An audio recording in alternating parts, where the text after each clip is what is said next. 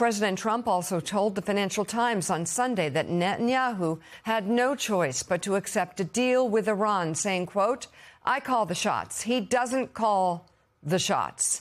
Let's bring in U.S. national editor and columnist at the Financial Times, Ed Luce. Ed, you spoke to the president. Curious if he called you stupid. And what did you hear from him, especially pertaining to this situation, which inevitably seems to drag on, although the president, members of his administration, they like to say that the war is over? Yeah, well, I mean, this was probably a couple of hours after Iran had launched this salvo ballistic missiles at Israel. And I think he'd just spoken to Netanyahu when I called him. And he was very insistent that he calls the shots. Trump calls the shots, not Netanyahu.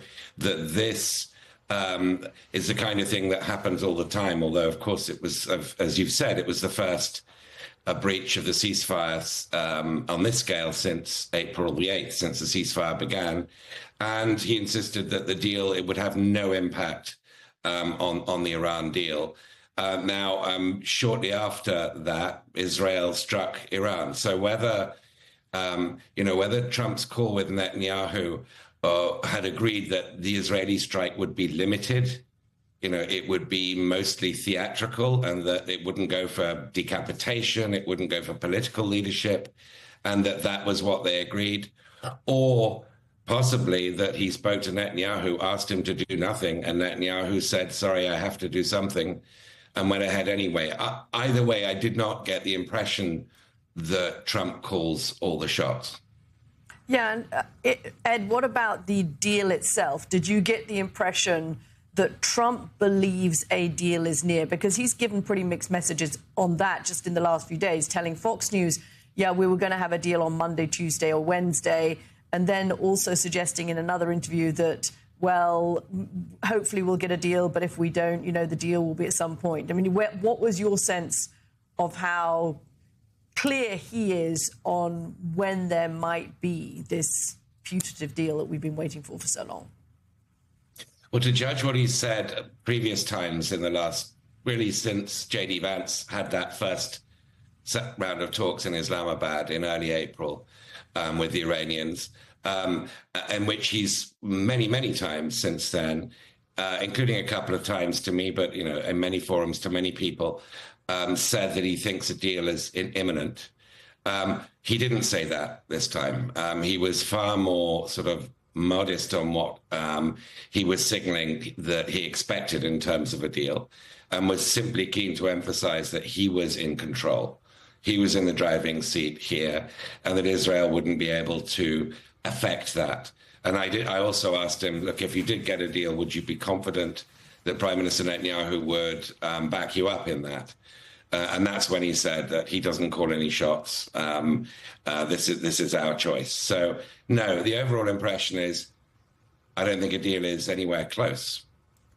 Well, Ed, he may not have said to you that he thinks the deal is close, but he did on Truth Social a minute ago, where he says both sides, Israel and Iran, are looking to do an immediate ceasefire, file negotiations on peace are proceeding, et cetera, et cetera, et cetera. But I think we need to stop believing President Trump when he says a deal is close, because he's been wrong every time. I'll also note that his wish casting, his predictions that a deal is close, usually right before the markets open. That seems to be a connection there, and here we are again. A couple hours before the bell, he's doing the same. But Ed, let's dive in a little more about, here's the Truth Social from a moment ago. Ed, let's dive in a little more about the Trump-Netanyahu relationship. Much has been made, rightly. Netanyahu really needs Trump, and Trump has certainly shown some frustration with Netanyahu over this course of this. And I think there's some sense that he does feel like he was nudged into this war by Israel, and it has not gone as it was predicted. So, but let just you take some analysis here. Like, where could you see that relationship going? If Netanyahu does insist on perpetuating the war against Iran, but at the very least in Lebanon, what does that dynamic look like going forward? I mean, it's a really important question. Israel, as you know, Jonathan, has a general election this September or early October, which is, as ever, a do-or-die election for Netanyahu. And his platform is really twofold. First, I'm the guy who finally finishes off this regime in Iran. And second, I have got the American president right with me, standing there with me. And both those are now in jeopardy.